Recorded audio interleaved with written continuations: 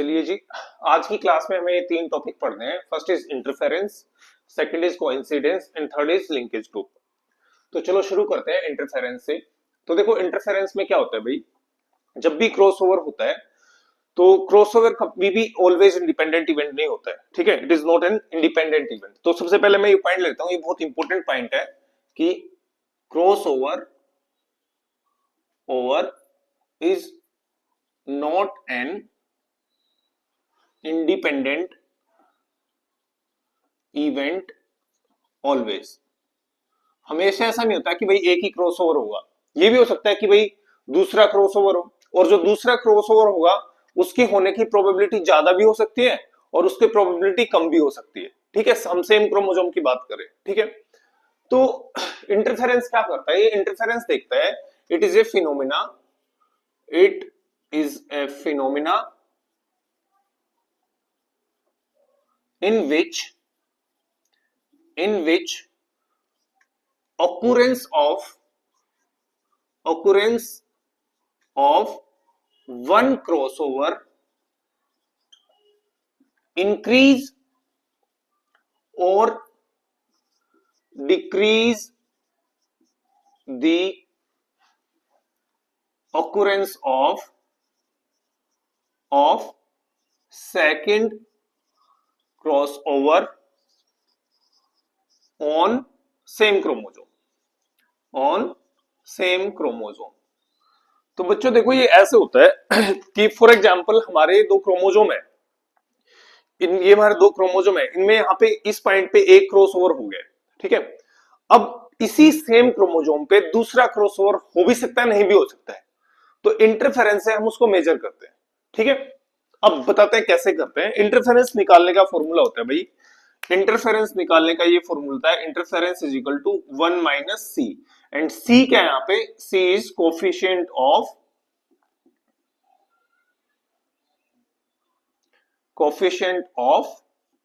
Coincidence,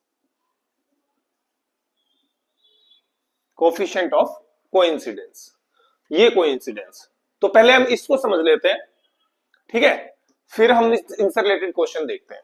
तो देखो coincidence क्या होता है। अब कोइंसिडेंस कोइंसिडेंस होता है भाई कि कितने क्रॉसओवर हमें ऑब्जर्व हो रहे हैं और कितने क्रॉसओवर एक्सपेक्टेड थे, उनकी रेशो। तो बेसिकली ये क्या करता है, ये मेजर करता है कि क्रॉसओवर इवेंट कितना हो सकता है, नहीं हो सकता है। ठीक है, so it measure the occurrence of double crossover. ठीक है, और कैसे मेजर करेगा, बाय कैलकुलेटिंग दी रेशो। और रेशो कैसे निकाली जाएगी कि भाई observe number of crossover upon expected number of crossover, expected number of crossover. ठीक है, ऐसे हम ये निकालते हैं। ठीक है, अब इस कंडीशन में हमारे पास ये तो यहां पे हमें दिया मिलेगा ऑब्जर्व क्रॉसओवर। ठीक है, अपने अपने क्वेश्चन में हम निकाल सकते हैं। हमें एक्सपेक्टेड कैसे निकालना पड़ेगा, एक्सपेक्टेड क्रॉसओवर ये निकालेंगे हम फ्रीक्वेंसी ऑफ रीजन 1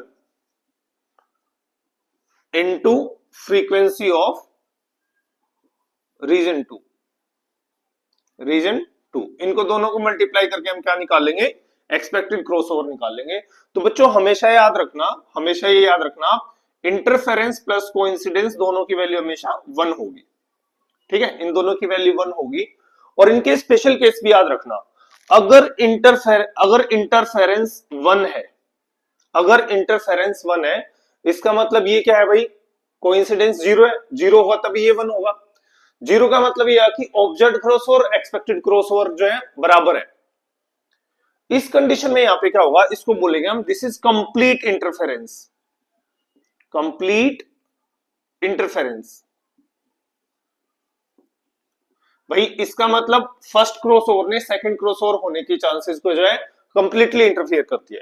ठीक है, अगर आई की वैल्यू 0 है, ठीक है, अगर आई की वैल्यू 0 है तो इसमें क्या होगा भाई, no interference, no interference. No interference का यहां पे मतलब है कि भाई यहां पे क्या है, क्रॉसओवर फर्स्ट और क्रॉसओवर ने दूसरा क्रॉसओवर होने दिया है, ठीक है। तो आई की जो वैल्यू होगी, इंटरफेरेंस की वैल्यू जो होगी, वो हमेशा 0 और 1 के बीच में लाई करेगी, ठीक है। आई की वैल्यू क्या होगी, हमेशा 0 और 1 के बीच में लाई करेगी। अभी थोड़ी देर में इनसे रिलेटेड क्वेश्चन भी देखते हैं हम। पहले एक बार ये छोटा सा टॉपिक और खत्म कर देते हैं, दैट इज लिंकेज ग्रुप। तो लिंकेज ग्रुप क्या होता है भाई, लिंकेज ग्रुप होता है, लिंकेज ग्रुप से कई बार एक छोटा सा ऐसे डायरेक्ट क्वेश्चन आ सकता है and it is very important for CUET PG exam, ठीक है। तो लिंकेज ग्रुप एक्चुअल में क्या होता है, total number of genes pair, genes या फिर ऐसे बोले genes present on the same chromosome are called linkage group, linkage group.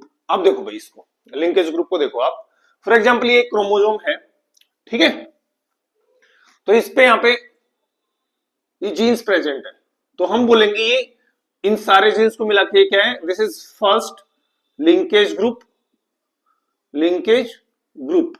अब इसमें आपको ये कंफ्यूज नहीं होना, ये फर्स्ट लिंकेज ग्रुप यानी वन लिंकेज ग्रुप, इसमें आपको कंफ्यूजन नहीं आया। अगर इसी का होमोलोगस क्रोमोसोम है, ये इसी का होमोलोगस क्रोमोसोम है, तो ये सेम इसके एलील्स यहाँ पे प्रेजेंट होंगे, तो हम इन दोनों को क्या बोलेंगे, एक ही लिंकेज ग्रुप है, ठीक है।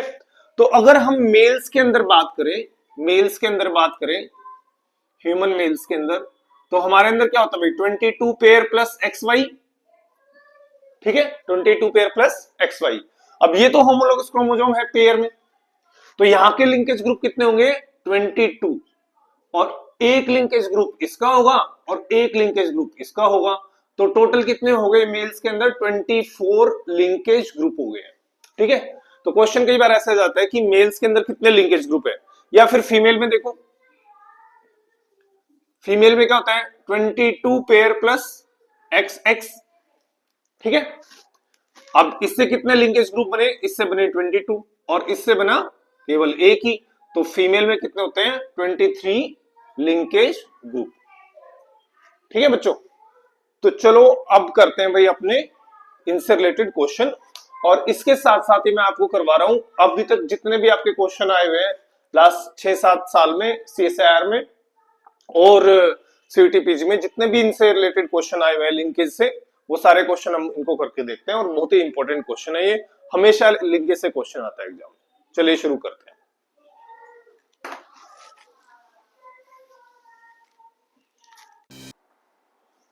चलिए जी शुरू करते हैं लिंकेज एंड जीन मैपिंग के क्वेश्चंस, ये अपने प्रीवियस ईयर के और question practice.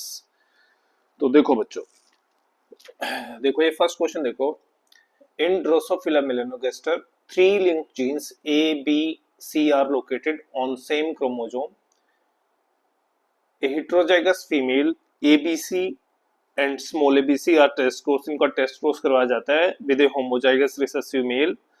The following progeny was obtained. ये प्रोजेनी दी है, हमें इसमें जीन ऑर्डर निकालना है, मैप डिस्टेंस निकालना है, कोफिशिएंट ऑफ कोइंसिडेंस निकालना और इंटरफेरेंस निकालना है। तो बच्चों देखो, इसमें से मैंने आपको सारी चीजें पहले सिखा रखी है, केवल इसमें से कोफिशिएंट ऑफ कोइंसिडेंस और लिंकेज, ये इंटरफेरेंस है, ये नया है, ठीक है। तो देखो सबसे पहले हमारा काम होता था ऐसे क्वेश्चन को करने का, सबसे पहले हमें पेरेंटल पॉपुलेशन देखनी होती है, पेरेंटल प्रोजेनी कौन सी है। तो पेरेंटल है भाई हमारी ये, जिनकी सबसे ज्यादा जिनका सबसे ज्यादा फ्रीक्वेंसी होती है, so this is parental. Also जो सबसे कम होगी वो क्या होगी हमारी, वो होगी हमारी डबल क्रॉस ओवर, तो ये हो गई भाई हमारी डबल क्रॉस ओवर, ठीक है। तीसरे पे हमें क्या करना था, तीसरे पे हमें निकालते थे जीन ऑर्डर, जीन ऑर्डर, और जीन ऑर्डर मैंने निकालना बताया था कि हम कंपेयर करते हैं डबल क्रॉस ओवर को किसके साथ, पेरेंटल पॉपुलेशन के साथ कंपेयर करते हैं। तो मैंने पेरेंटल यहाँ पे लिखी ए बी सी, और ये है small A small B small C, this is parental, and ये है भाई हमारी double cross over A B capital C, और ये है स्मॉल ए कैपिटल बी और स्मॉल सी। अगर आप इसको डबल क्रॉस ओवर को इसके साथ कंपेयर करके देखोगे तो देखो ए भी सेम है, यहाँ पे ये ए भी सेम है, ये सी भी सेम है, ये सी भी सेम है। यहाँ पे किसका मूवमेंट हो रहा है, ये बी का मूवमेंट हो रहा है। इसका मतलब B must be in middle. ठीक है, बी कहाँ पे होगा भाई, मिडल के अंदर होगा, बीच में होगा इसमें। थोड़ा साइज बढ़ा देता हूँ इसका पेंसिल का। हाँ, तो बी यहाँ पे क्या होगा, मिडल में। तो हमारा जीन ऑर्डर क्या होगा भाई, यहाँ पे जीन ऑर्डर होगा या तो ए बी सी या फिर होगा सी बी ए। ठीक है, अब उसके बाद हमें निकालना होता है सिंगल क्रॉस ओवर। फोर्थ हमारा स्टेप होता है सिंगल क्रॉस ओवर। हम इसको लगभग 5 स्टेप में करते हैं भाई ऐसे क्वेश्चन को। तो सिंगल क्रॉस ओवर कैसे निकालता है, सिंगल क्रॉस ओवर को कंपेयर करके देखना है पेरेंट के साथ। जैसे मैं इसको फर्स्ट को कंपेयर करूं, इसको फर्स्ट वाले को इस पेरेंट के साथ, फर्स्ट वाले पेरेंट के साथ, या इस सेकंड वाले के साथ, सेकंड वाले से करते देखो, तो इसमें बी और सी सेम है, बी और सी सेम है। मूवमेंट किसका हो रहा है, केवल इस ए का मूवमेंट हो रहा है। तो इसका मतलब ये मस्ट क्या होगा, ए और बी के बीच में। ठीक है, ए और बी के बीच में सिंगल क्रॉस ओवर हो रहा होगा इसमें। इसमें देखो, इसमें ये बीसी, ये इस बीसी के साथ मैच करता है, फिर से ए का मूवमेंट ये ए और बी के बीच में, और जो बाकी बच गए वो बी एंड सी के बीच में क्रॉस ओवर हो रहा होगा इसमें। ठीक है, तो हमारा जीन ऑर्डर तो हमने बता दिया, gene order is A B C या फिर बोलो सी बी ए, कुछ भी बोलो, एक ही बात है वो। ठीक है, दूसरा निकालना में ए और बी के बीच में मैप डिस्टेंस। तो मैप डिस्टेंस निकालने का मैंने सिंपल सा तरीका बताया था भाई, ए और बी के बीच में निकालना मैप डिस्टेंस। तो ए बी के सिंगल क्रॉसओवर और डबल क्रॉसओवर को ऐड करो। तो ये देखो डबल क्रॉसओवर तो है भाई यहाँ पे हमारे 8 + 10, और ए और बीच के बीच में 94 + 92 अपॉन टोटल प्रोजेनी से उसको डिवाइड कर दो और इनटू में 100 कर दो। ठीक है, तो ये आ जाएगा भाई हमारा अराउंड 20.4। ठीक है, 20.4 सेंटीमोर्गन, ये इनके बीच में डिस्टेंस होगा ए और बी के बीच में। ऐसे ही फिर बी और सी के बीच में कैसे निकालेंगे, फिर से डबल क्रॉस ओवर ले लो और प्लस बी और सी के बीच में जो सिंगल क्रॉस ओवर है उनकी फ्रीक्वेंसी ले लो, 56 + 40 अपॉन 1000 एंड इनटू में 100 कर दो, और ये हो जाएगा भाई हमारा, इनका ऐड हो जाएगा 114 अपॉन में 1000 इनटू में 100 इज इक्वल टू 11.4 सेंटीमोर्गन। ठीक है, ये तो हो गया। अब हमारे पास नई चीज क्या आती है, नई चीज आती है जो हमें हमने आज पढ़ाया, that is coefficient of coincidence. तो कोफिशिएंट ऑफ कोइंसिडेंस कैसे निकालते हैं, देखो कोफिशिएंट ऑफ कोइंसिडेंस निकालने का मैंने बताया था, observed frequency of double crossover and expected frequency of double crossover. ये इंपॉर्टेंट है भाई, ये आपके लिए नया है, इसको समझो। देखो ऑब्जर्व तो ये होगी जो हमारी यहां दे रखी है। ठीक है, तो ऑब्जर्व तो होगी 10 और 8, 18 होगी टोटल। तो 18 और फ्रीक्वेंसी निकालने, तो इसको डिवाइड कर दो टोटल से, इनकी ये आ गई हमारी ऑब्जर्व फ्रीक्वेंसी। एक्सपेक्टेड कैसे निकालते हैं, एक्सपेक्टेड डबल क्रॉस ओवर निकालने का मैंने बताया था, ये था कि भाई recombination frequency of region 1 into में रिकॉम्बिनेशन फ्रीक्वेंसी ऑफ रीजन 2। ठीक है, ये इसका फॉर्मूला मैंने बताया था आपको क्लास में। तो कैसे कैसे निकालेंगे भाई रिकॉम्बिनेशन ऑफ फ्रीक्वेंसी, देखो इनके ए और, हमारा रीजन 1 है ए और बी के बीच का, और रीजन 2 है बी और सी के बीच का। तो ए और बी के बीच का कैसे निकालेंगे, ए और बी के बीच की निकाली जाएगी भाई, जो भी हमारे ए और बीच की डिस्टेंस है, हमारी डिस्टेंस 20.4। ठीक है, इसको आप डिवाइड कर दो 100 से। ठीक है, इसको आप डिवाइड करो, क्योंकि हमें फ्रीक्वेंसी निकालना है यहाँ पर, ये यूनिट मैप यूनिट है। तो अगर मैं इसको डिवाइड करूंगा 100 से, तो ये आ जाएगी 0.204। ठीक है, और बी और सी के बीच की कैसे निकालूंगा, बी और सी के बीच की हो जाएगी भाई 0.114, इसको मैंने 100 से डिवाइड कर दिया। तो इन दोनों को मल्टीप्लाई कर लो, तो इन दोनों को मल्टीप्लाई करके 0.204 को मल्टीप्लाई करूंगा 0.114 के साथ, जो भी यहाँ पे आएगा वो इसकी क्या होगी, recombination expected frequency of double crossover. और इन दोनों को मैं यहाँ पे लिख दूंगा 0.204 इनटू में 0.114 और इसको सोल्व करूंगा तो ये आएगा अराउंड 0.77। ये होगा भाई हमारा C, that is coefficient of coincidence is 0.77। तो ये हमने निकाल दिया कोफिशिएंट ऑफ कोइंसिडेंस। ठीक है। इसके बाद हमें निकालना है इंटरफेरेंस, और इंटरफेरेंस का हमें पता है 1 माइनस सी जो होता है ये होता है, और ये हो जाएगा 1 minus 0.77 which will be equal to 0.33। तो हमारा coefficient of coincidence is 0.77 and interference हमारा हो जाएगा 0.33। ठीक है, ये हमारा फर्स्ट क्वेश्चन। ये तो हमारा क्वेश्चन प्रैक्टिस के लिए था, मैंने प्रैक्टिस के लिए डाला था ये क्वेश्चन। उसके बाद देखो जो एक्चुअल क्वेश्चन आपके आए हुए हैं एग्जाम में, ठीक है, ये दोनों के लिंकेज और लिंकेज मैपिंग के क्वेश्चन है, जीन मैपिंग के। तो देखो ये क्वेश्चन आया हुआ भाई CSIR JRF दिसंबर 2025 का क्वेश्चन है ये।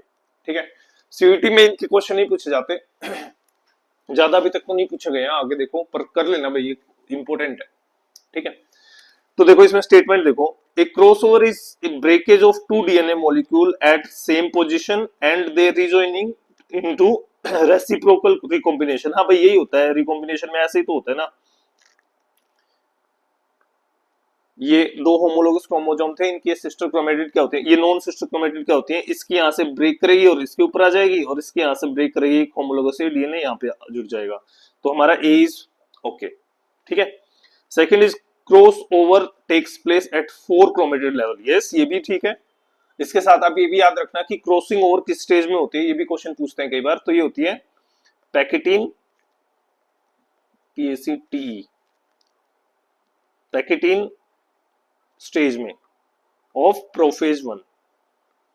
प्रोफेज 1 में पैकेटीन स्टेज में होता है ये। ठीक है, तो हमारा ये भी स्टेज है भाई। ठीक है, ये 4 जब ये ऐसी सिस्टर क्रोमेटिड बन जाएंगी, 4 क्रोमेटिड बन जाएंगे एक क्रोमोसोम में, तब ही होगा हमारा क्रॉसिंग ओवर। ठीक है, फिर उसके बाद है at a distance between two genes increases the recombination frequency more closer to 50। तो भाई आप ना ये चीज हमेशा याद रखना कि जैसे जैसे जेनेटिक, जैसे जैसे मैप डिस्टेंस बढ़ता है, map distance is directly proportional to recombinant frequency. एक तो चीज हमें ये याद रखनी है। ठीक है, और दूसरा हमें याद रखना है कि जो मैप डिस्टेंस है वो is can never be more than recombinant frequency can never be more than 50%। वो 50% से हमेशा लेस रहेगी। ठीक है, अब देखो ये इस ऑप्शन में क्या है, at as the distance between two gene increases, जैसे जैसे जीन के बीच का डिस्टेंस इंक्रीज होता है recombination frequency move closer to 50%। Yes, यही तो हो रहा है। अगर मैप डिस्टेंस कम होगा तो भाई रिकॉम्बिनेंट फ्रीक्वेंसी भी कम होगी, मैप डिस्टेंस बढ़ेगा तो रिकॉम्बिनेंट फ्रीक्वेंसी बढ़ेगी। और इसके साथ साथ रिकॉम्बिनेंट फ्रीक्वेंसी मैक्सिमम कहां तक जा सकती है, 50% तक जा सकती है। तो यही इन्होंने बोला है, तो ये दोनों ऑप्शन भी ठीक है। लास्ट वाले ऑप्शन में क्या कर रहे हैं, percentage of recombination between two genes can be used as quantitative index of accurate physical map. ये भाई एक्यूरेट फिजिकल मैप तो हम नहीं बना सकते इससे, ये बात भी आपको याद रखनी है। तो ये हमारा रॉन्ग हो जाएगा, तो इसका आंसर हो जाएगा A, B and C, option 3 is correct. ठीक है, नेक्स्ट क्वेश्चन देखो, ये क्वेश्चन आया हुआ भाई CSIR JRF जून 2025 का क्वेश्चन है ये। इस क्वेश्चन में देखो क्या दे रखा है, इसने दे रखा है given below are the few statement related to the genetics and linkage mapping in plants. Plants के अंदर है, first is near isogenic lines are immortal population. पहले हम ये देख लेते हैं आइसोजेनिक लाइंस क्या होते हैं। आइसोजेनिक लाइंस, तो आइसोजेनिक लाइंस भाई ये सेल लाइंस भी हो सकते हैं, प्लांट पॉपुलेशन भी हो सकती है, कुछ भी हो सकता है। ठीक है, तो वो होते हैं वो सेल लाइन, फॉर एग्जांपल हम सेल लाइन की बात करें तो वो सेल लाइन जिनका जीन मेकअप सेम होता है। ठीक है, अगर उनका जीन मेकअप सेम होगा क्या, तो क्या होगा भाई, वो मल्टीप्लाई करती रहेंगी, मल्टीप्लाई करती रहेंगी। ठीक है, तो आइसोजेनिक जो सेल लाइंस होते हैं वो हमेशा मल्टीप्लाई करती रहती हैं, और वे क्या बन जाते हैं, इमोर्टल पॉपुलेशन बोलते हैं उनको, कि ये इमोर्टल पॉपुलेशन है। ठीक है, तो हमारा ए इज ट्रू, तो ए किस में ट्रू है, ए हमारा इसमें ट्रू है, थर्ड में और फर्स्ट में। Second, the physical distance between two polymorphic marker is not literally related to the genetic distance. ये बिल्कुल सही। देखो पिछले में जो लाइन थी भाई कि भाई जो फिजिकल मैप होता है, फिजिकल जेनेटिक मैप होता है, ठीक है, और जो रिकॉम्बिनेंट फ्रीक्वेंसी होती है, ये दोनों ये दोनों सिमिलर नहीं होते, बिल्कुल एग्जैक्टली सिमिलर नहीं होते। तो ये बोल रहा है physical distance between to polymorph margins and the genetic distance, इनकी जेनेटिक डिस्टेंस से सेम होगी। हाँ भाई ये बिल्कुल सही बोल रहे हैं। दूसरा ट्रू किसमें है? दूसरा ट्रू देखो इसमें है, थर्ड, तो थर्ड इज अवर आंसर। ठीक है, आगे पढ़ने की जरूरत नहीं है ऑप्शन। उसके बाद देखो इसके साथ मैंने ये भी लिख दिया भाई, इसमें क्यों है थर्ड और सी और डी क्यों ट्रू है, ट्रू और फॉल्स है। ठीक है, आप ये अब नेक्स्ट वाला क्वेश्चन देखो, ये नेक्स्ट वाला क्वेश्चन ये बहुत ही इंपॉर्टेंट है क्वेश्चन, और इस क्वेश्चन से आपको एक कंसेप्ट भी मिलेगा। ठीक है, तो क्वेश्चन प्रैक्टिस से हमें यही फायदा होता है। देखो इन्होंने क्या करा इस क्वेश्चन में, एक cross was made between wild type female drosophila ली एंड म्यूटेंट लिए which are yellow bodied cross veinless, both the genes are present on the X chromosome. The F1 progeny was submitted, F1 progeny को फिर submit कराया गया। मतलब कि ये कुछ इस तरीके का है भाई, y प्लस जिसके में जरूरत नहीं है, मैं ऐसे ही करवा दूंगा इसको। देखो CV प्लस, ये म्यूटेंट फीमेल है और इसका क्रॉस कराया गया, सॉरी ये है फीमेल और ये है मेल, ये YYC से, इनसे जो प्रोजेनी आई Y plus Y CV plus CV, इनको फिर से सिबमेट कराया गया और FT प्रोजेनी को यहाँ पे टैबलेट किया गया है। और इन्होंने ये भी दिया है कि दोनों जीन एक्स क्रोमोसोम के ऊपर प्रेजेंट है। तो हमें क्या करना है इसमें, हमें बताना है कि with regard the above analysis which of the following statement is correct. तो बेटा देखो इसमें आपको एक काम की बात ये मिली है इस क्वेश्चन में, एक बात हमेशा याद रखना कि ड्रोसोफिला मेलानोगास्टर में, ड्रोसोफिला मेलानोगास्टर के अंदर, मेल्स के अंदर, स्पेशली मेल्स के अंदर कोई क्रॉसिंग ओवर नहीं होती, क्रॉसिंग ओवर नहीं होती। ठीक है, क्यों नहीं होती क्रॉसिंग ओवर? क्योंकि इनमें कैजमेटा फॉर्मेशन होता है, कैजमेटा फॉर्मेशन ही नहीं होता। अगर कैजमेटा फॉर्मेशन नहीं होता क्रॉसिंग ओवर नहीं होगी, तो ये तो बात आपको याद रखनी है। तो अगर इनमें क्रॉसिंग ओवर नहीं हो रही तो हम केवल मेल की ही पॉपुलेशन को लेके, मेल की ही प्रोजेनी को लेके हम अपना मैप डिस्टेंस बना सकते हैं ड्रोसोफिला के अंदर। ठीक है, तो देखो ये क्वेश्चन ऐसे बार बार रिपीट भी होते हैं। तो देखो इसमें मेल की प्रोजेनी को देखो, बस आप मेल की प्रोजेनी को अगर हम देखते हैं तो ये देखो सिंपल सा पता चल रहा है, ये पेरेंटल टाइप, ज्यादा वाले पेरेंटल टाइप, और ये रिकॉम्बिनेंट टाइप। ठीक है, ये रिकॉम्बिनेंट टाइप। तो सबसे पहले बोल रहा है जेनेटिक डिस्टेंस, तो जेनेटिक डिस्टेंस हम कैसे निकालते हैं? जेनेटिक डिस्टेंस हम निकालते हैं भाई रिकॉम्बिनेंट अपॉन पेरेंटल। ठीक है, नहीं एक सेकंड, ये कैसे निकालेंगे हम? ये निकालेंगे भाई हम टोटल करके इनका, टोटल 2000 इंडिविजुअल्स हैं, टोटल नंबर ऑफ प्रोजेनी। तो टोटल नंबर ऑफ प्रोजेनी अगर 2200 है तो इसमें से मेल कितने हो जाएंगे भाई? मेल इसमें से हो जाएंगे 100। ठीक है, तो मैं इनको लिख लेता हूँ 100, ये यहाँ पे फीमेल है और 100 ये मेल की देखा जाए तो ये है 100। ठीक है, अब कैसे निकालते हैं? रिकॉम्बिनेंट अपॉन टोटल, ऐसे निकालते हैं हम, रिकॉम्बिनेंट अपॉन टोटल। तो रिकॉम्बिनेंट देखो कितने हैं, 6 + 9 अपॉन टोटल इज 100 मेल्स, तो ये हो जाएगा 15 अपॉन 100 इज इक्वल टू 0.15। ठीक है, इतना इनका क्या हो जाएगा? नहीं कुछ गड़बड़ तो करी यार मैंने, एक सेकंड रुको। Parental double crossover, single crossover, अच्छा नहीं कुछ नहीं है, बस ये एक सेकंड रुको, मैं पूरा ही लिखता हूँ तब आप उसमें जाए। तो जेनेटिक डिस्टेंस कैसे निकालेंगे? तो recombinant type upon total progeny, recombinant frequency निकालते हैं ना वैसे, which is equal to genetic map, recombinant frequency निकालते हैं हम, और यही हमारे किसके इक्विवेलेंट होगी? जेनेटिक मैप के। तो ये निकालते हैं हम recombinant type upon total into में 100, तो ये हो जाएगा रिकॉम्बिनेंट टाइप है हमारा भाई 6 + 9 अपॉन टोटल है 100 इनटू में 100, तो ये जाएगा 15 मैप यूनिट जो इसकी मैप डिस्टेंस होगी।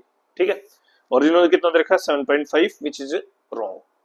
ठीक है, फिर देखो सेकंड इन्होंने दे रखा है, if the mapping was done with a third marker which lies between Y and C. ये मैंने वाई और सी भी ले लिए, ठीक है। The genetic distance is likely to increase but never decrease. भाई एक और मान लिया मैंने यहाँ पे एक और जीन ले लिया, फॉर एग्जाम्पल एक एक्स ले लिया, अब ये 3 पॉइंट क्रॉस बन गया। अब 3 पॉइंट क्रॉस जब भी बनेगा तो इसमें डबल क्रॉस और भी जुड़ेंगे। फॉर एग्जाम्पल डबल क्रॉस और आए 2 और 3 आए, फॉर एग्जाम्पल यहाँ पे 2 और 3 डबल क्रॉस और भी आ गए। तो देखो हम इस फॉर्मूले में तो और भी ऐड करते ना कि 6 प्लस 9 और डबल क्रॉस और भी ऐड करते हैं वहां के, अगर डबल क्रॉस और होते 2 प्लस 3 और अपॉन 100, तो ये कितने हो जाते हैं 15 16 17 और 20 बाय 100 हो जाता है। देखो तो ये मैपलेट क्या हो रही है, इंक्रीज हो रही है। पर देखो अगर तीसरा ये आएगा तो हमेशा इंक्रीज होगी, कम नहीं होगी। तो ये बिल्कुल सही कह रहा है ये बात कि if the mapping is done with third marker the genetic distance is likely to increase. ये जेनेटिक डिस्टेंस कुछ भी हो यहाँ पे तो इंक्रीज ही होगा ना भाई, ठीक है। उसके बाद आई फिर larger progeny size was analysed, एक बड़ी सी प्रोजेनी को एनालाइज करें हम।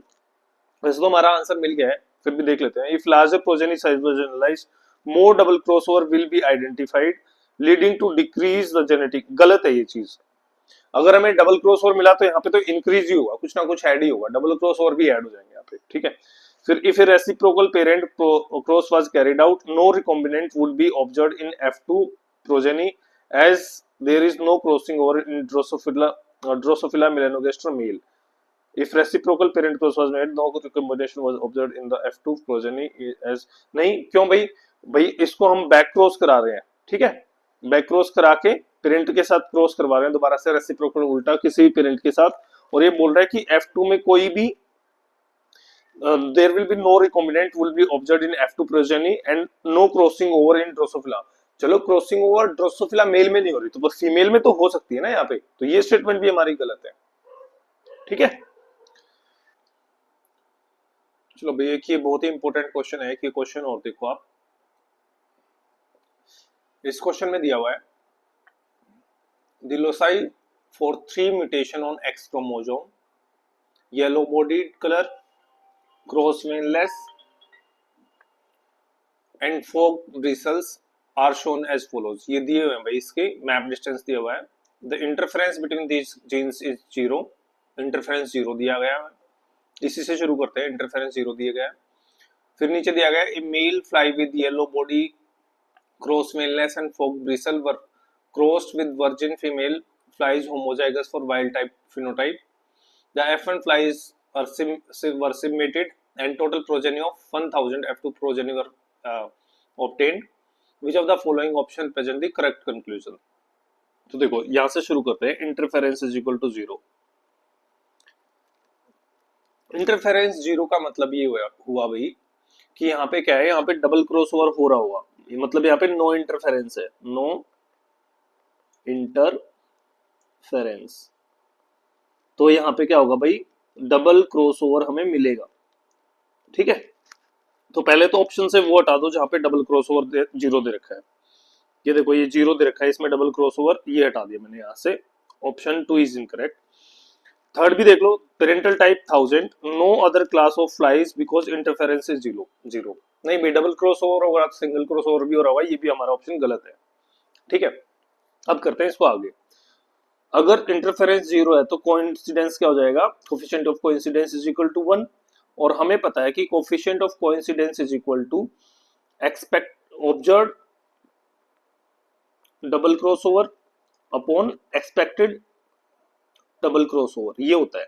अगर ये 1 होगा तो ये क्या हो जाएंगे, दोनों भाई इक्वल हो जाएंगे। तो ये हो जाएगा हमारा ऑब्जर्व एक्सपेक्टेड क्रॉसओवर और एक्सपेक्टेड क्रॉसओवर, और ये हो जाएगा एक्सपेक्टेड डबल क्रॉसओवर। ये दोनों हमारे क्या हो जाएंगे, ये हमारे इक्वल हो जाएंगे। तो हम एक्सपेक्टेड डबल क्रॉसओवर तो हमें निकालने का फॉर्मूला पता है। हमें पता है कि एक्सपेक्टेड डबल क्रॉसओवर निकालने के लिए हम क्या करते हैं, हम recombinant frequency of region 1 R1 into करते हैं रिकॉम्बिनेंट फ्रीक्वेंसी ऑफ रीजन 2 ठीक है, इन दोनों को मल्टीप्लाई करेंगे तो हमारी डबल क्रॉसओवर की एक्सपेक्टेड फ्रीक्वेंसी आ जाएगी। तो ये देखो ये बहुत आसानी से निकाल सकते हैं। यहां से हम मैंने बताया था कि भी रिकॉम्बिनेंट फ्रीक्वेंसी ऑफ रीजन 1 कैसे निकालेंगे, जो फर्स्ट जो है इनके बीच इनको हम डिवाइड कर देंगे, डिवाइड कर देंगे 100 से, तो ये हो जाएगा 0.414 और ये हो जाएगा 0.32 सेंटीमोर, ये सेंटी 0.32।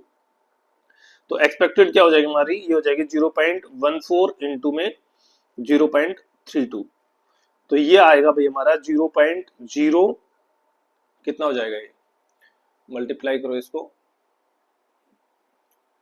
0.14 मल्टीप्लाई बाय 0.34 माइनस 0.045, ये हो जाएगा भाई हमारा 0.095 इंटू 1000 इज इक्वल टू 95। तो 95 प्रोजेनी है जिनमें सिंगल क्रॉसओवर हुआ है वाईसी के बीच में, तो ये वाला भी ऑप्शन ठीक है और ये वाला गलत हो जाए। वैसे तो इसी से पता चल गया 95 वाला ऑप्शन 1 इज करेक्ट, पर हम इसके बीच में निकालते हैं सीवी और एफ के बीच में भी।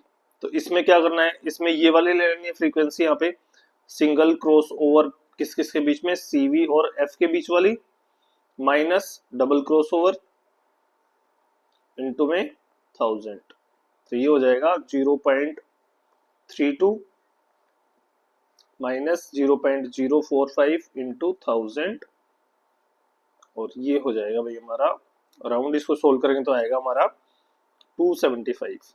तो ये होगा अपना आंसर, ये ठीक ठीक है। तो ये हमारा बैक से भी आ सकता है, ऐसे क्वेश्चन भी आ सकते हैं। उसके बाद ये क्वेश्चन आसान है, ये आपको करना है, ठीक है, और ये वाला क्वेश्चन भी आपको प्रैक्टिस करना, नहीं आता तो मेरे को जस्ट टाइप करना है, मैसेज करना है, आई विल सेंड। फिर उसके बाद जैसे इस वाले क्वेश्चन में क्या रखा है, ये वाला ऑप्शन 4 है और ये वाली जो चीज जाएगी वो यहाँ जाएगी, ये ध्यान रखना भाई, ठीक है। ये भी आसान क्वेश्चन है, ये भी आप लोग सोल्व करोगे। ये वाला क्वेश्चन बताता हूँ मैं, ठीक है, जो CSIR JRF जून 2021 में आया हुआ है। अगर ऊपर वालों में से कोई क्वेश्चन नहीं आ रहा है तो मैं वो इजी है इसलिए मैंने आपके लिए छोड़ दिया। देखो ये देखो इतना बड़ा सा क्वेश्चन दे रखा है और बहुत सिंपल सा है ये question. Double haplotype are plants derived from single immature plant. Double haplotype होते हैं जब सेम डुप्लीकेट बन के जीन आए, ठीक है, and double artificially to form diploid. तो एक पोलन से क्या करा, एक पोलन से डबल हैप्लोटाइप बनाया गया, डबल हैप्लोटाइप, ठीक है, और एक आर्टिफिशियली बनाया गया। A DH population, double haplotype population, was created. F1 progeny derived from the cross between two parent P1 and P2. इनमें से एक रेजिस्टेंट है और एक सेंसिटिव है with wide rust. The parent F1 and DH population were profiled. ये इनके profiling दे रखी है और एक कोडोमिनेंट मार्कर के साथ। नीचे दे रखा है the following table were summarized to propose percentage of 4 different types of DH1 progeny assuming that the DNA marker। एक बार तो इन्होंने दे रखा है कि भाई अनलिंक्ड जीन जो है अनलिंक्ड है, और एक बार दे रखा है लिंक्ड जीन है, और रिकॉम्बिनेंट फ्रीक्वेंसी इन्होंने मैप डिस्टेंस दे रखा है 10 cm, जिससे हम रिकॉम्बिनेंट फ्रीक्वेंसी आराम से निकाल सकते हैं। भाई सिंपल है, वेरी सिंपल। देखो एक बात हमेशा याद रखना, अगर जीन अनलिंक्ड है तो इंडिपेंडेंटली असोर्ट करेंगे, इंडिपेंडेंटली अगर असोर्ट करेंगे तो उनमें क्या होगा भाई, उनमें बच्चों क्या होगा, एक सेकंड बच्चों, हाँ, उनमें क्या होगा, उनमें इक्वल प्रोपोर्शन में गैमेट बनेंगे, ठीक है।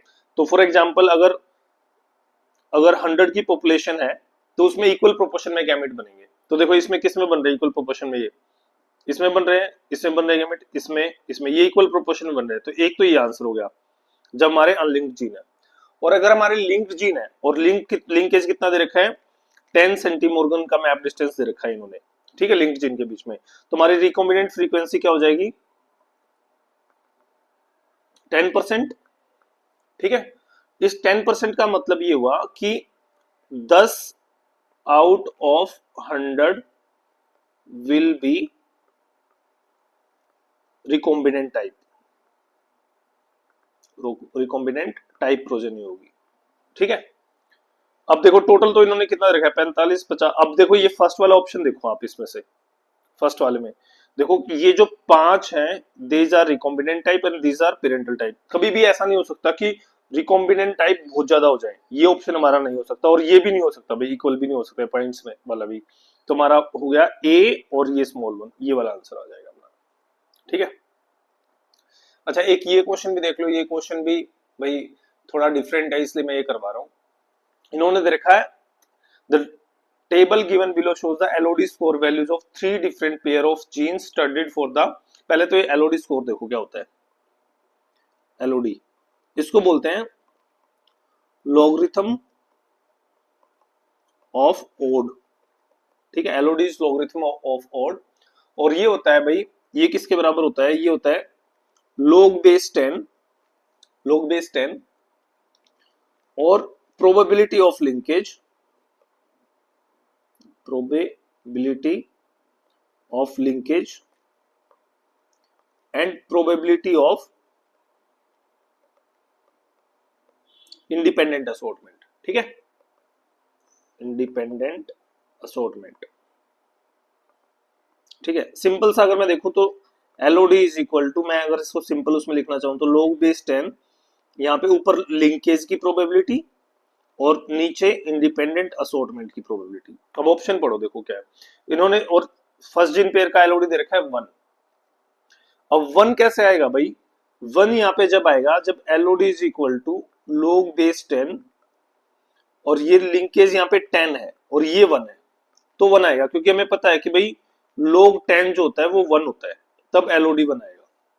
ठीक है, और यहाँ पे 10/1 का मतलब है कि भाई लिंकेज होने की प्रोबेबिलिटी 10 टाइम्स है रादर किसके कंपैरिजन में, इंडिपेंडेंट असॉर्टमेंट के। तो इसमें देखो फर्स्ट ऑप्शन पढ़ो, for the gene pair 1 the probability of linkage genes being linked is 10 times more likely than them assort independently. बिल्कुल सही बात है, ये यहाँ पे देखो 10 टाइम्स है, अगर ये यहाँ पे 100 टाइम्स होती इसकी प्रोबेबिलिटी तो 100/1 होना चाहिए था, log base 10 LOD, और हमें पता है कि भाई log 10⁻² की 2 का होता है 2, ये आगे आ जाएगा 2 log 10 और log 10 का वैल्यू होगी 1, तो ये हो जाएगा 2, तो 2 ये ऐसा आएगा। इसमें कितना टाइम्स होगा, 100 टाइम्स, तो इनने क्या दे रखा है। और ऐसे ही अगर 3 वैल्यू हो तो इसमें 100 टाइम्स, इसमें 1000 टाइम्स हो जाएगा ऐसे, और इसमें 10 times. For gene 2 the LOD score 2 indicate that the probability of the genes being linked is twice, नहीं twice नहीं है वो भाई 100 टाइम्स है। ठीक है, ये ऑप्शन गलत है हमारा। फिर the gene of pair 1 and 2 can be considered as linked while gene 3 pair exhibit independent assortment, नहीं जीन 3 में भी तो लिंकेज हो रहा है, 3 का मतलब क्या है 10,000 टाइम्स ज्यादा लिंकेज के चांसेस है, उसमें प्रोबेबिलिटी ज्यादा है, तो ये भी हमारा क्या है, गलत है। और डी ऑप्शन है the genes for the pair 3 can be considered as link, हाँ भाई इसको कंसिडर कर सकते हैं हम लिंकेज में। ठीक है, क्योंकि 1000 टाइम ज्यादा है, और वैसे भी अगर LOD का स्कोर अगर 3 या 3 से ज्यादा है तो हम मानते हैं कि वो लिंक्ड है, लिंकेज हो रहा होगा, और अगर LOD का स्कोर 3 से कम होता है तो हम नहीं मानते कि वो लिंकेज नहीं है, उसमें से उसको प्रोबेबिलिटी नहीं मानते। तो इसका आंसर कौन सा हो जाएगा हमारा, ए एंड डी वाला करेक्ट, ये वाला करेक्ट हो जाएगा। ठीक है, एक ये प्रैक्टिस देखो, प्रैक्टिस क्वेश्चन और देखो, इन Drosophila melanogaster a researcher studies inheritance of 4 gene, वो 4 जीन का इनहेरिटेंस देख रहे हैं, based on the genetic cross recombinant analysis the following observation was made. ये बोला, ये देखा गया कि भाई ए और बी जीन्स 18% रिकॉम्बिनेशन शो कर रहे हैं, बी सी ए सी 30% और gene D show independent assortment ये, which of the following statement is correct. अब ये मल्टीपल चॉइस क्वेश्चन मैंने बनाया है, इसमें देखो इसने पूछा कि A B C gene belong to the same linkage group, ये पूछ रहे हैं भाई। लिंकेज ग्रुप हमने बताया था कि एक ही क्रोमोसोम पे अगर जीन्स लोकेट हो उनको बोला जाता है उसका लिंकेज ग्रुप। ठीक है, अब इनको देखो, हम कैसे पता चलेगा कि हमें सारे एक ही क्रोमोसोम पे लोकेट है या नहीं है, हमें पता चलेगा रिकॉम्बिनेंट फ्रीक्वेंसी से, क्योंकि 50% से अगर रिकॉम्बिनेंट फ्रीक्वेंसी ज्यादा होती है तो हम उनको बोलते हैं या तो वो डिफरेंट क्रोमोजोम पे है या वो सेम क्रोमोजोम पे फार अपार्ट पे प्रेजेंट है। ठीक है, तो देखो इनको ऐड करके देखो भाई, ए बी एंड सी को मैं यहाँ पे ये जीन बना देता हूँ, ये है ए बी एंड सी। ए और बी का बीच का डिस्टेंस है 18, बी और सी के बीच का डिस्टेंस है 12 एंड ए एंड सी के बीच का डिस्टेंस है 30। तो मैक्सिमम कितनी रिकमेंडेड फ्रीक्वेंसी आ सकती है, यहाँ से 30 आ सकती है, विच इज लेसर देन 50। तो इसका मतलब ये सही कह रहा है कि एक ही लिंकेज ग्रुप में एक ही क्रोमोसोम पे प्रेजेंट है। अगर इनका यहाँ पे अगर मैक्सिमम यहाँ पे रिकमेंडेड फ्रीक्वेंसी 50 से ज्यादा होती तो वो या तो बहुत दूर होते सेम क्रोमोसोम पे और या फिर वो डिफरेंट क्रोमोसोम पे होते। फिर most likely gene order is ABC. Yes भाई, हमने देखो ये ऐड करके देखा, यहाँ पे 18 और 12 जो है ये 30 हो रहे हैं। अगर ये नियरली भी 30 है तो ये हमारा सही है, ऑर्डर ठीक है। फिर gene D is located on the different chromosome. Yes, इन्होंने खुद ही बता दिया ये तो, ठीक है। Gene D showing independent assortment, ये ठीक है। The map distance between A and C is inconsistent with linkage.